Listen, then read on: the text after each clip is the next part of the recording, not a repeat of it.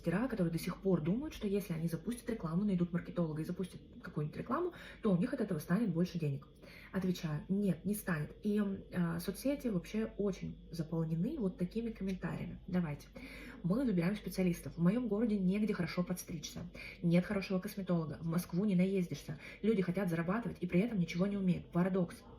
И я абсолютно согласна с этим комментарием, и таких огромное количество, что люди перестают ходить на маникюры, на стрижки или еще что-то не потому, что у них нету денег, а потому что им портят волосы, им портят ногти, результата нету.